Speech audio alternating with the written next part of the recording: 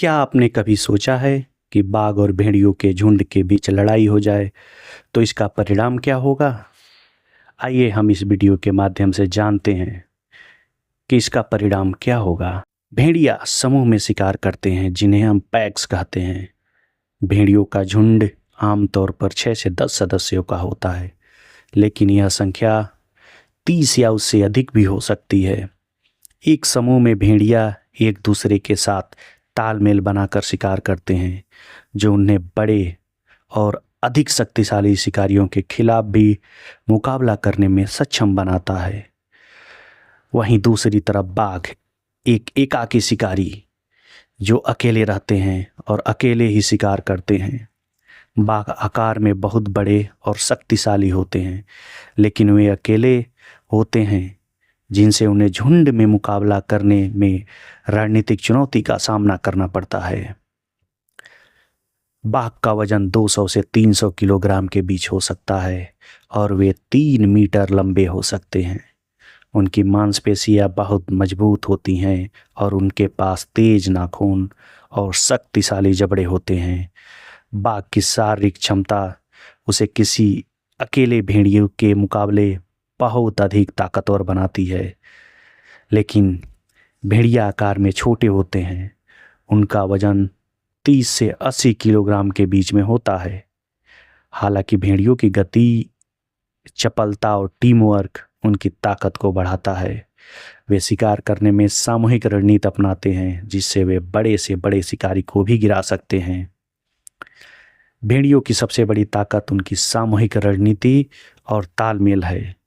वे एक दूसरे के साथ संकेतों और ध्वनियों के माध्यम से बातचीत करते हैं और शिकार को घेरने के लिए संगठित हमले करते हैं।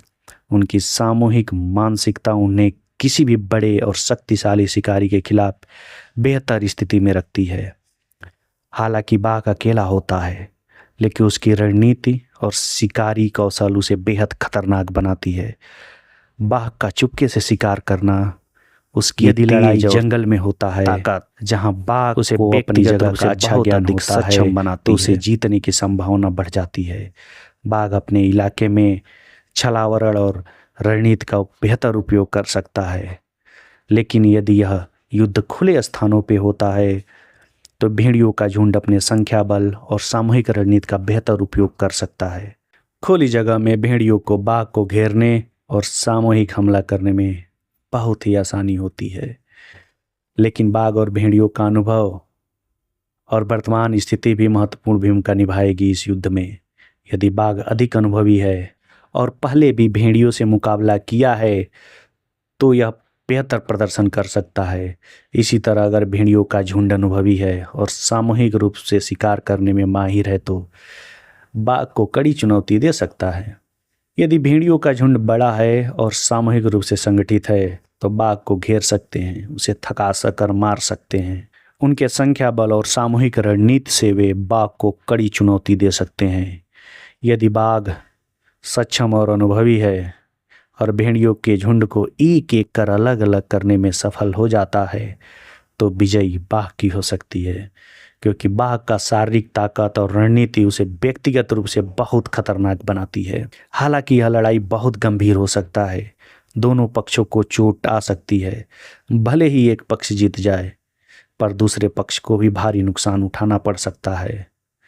इसीलिए बाघ और भेड़ियों के झुंड की लड़ाई का परिणाम परिस्थितियों, संख्या और रणनीति पर निर्भर करता है। जबकि भेड़ियों का झुंड संख्या बल और सामूहिक रणनीति का लाभ उठाता है, बाघ अपनी शारीरिक ताकत और व्यक्तिगत कौशल पर निर्भर करता है। दोनों के बीच का मुकाबला बहुत ही रोमांचक और अनिश्चित हो सकता है।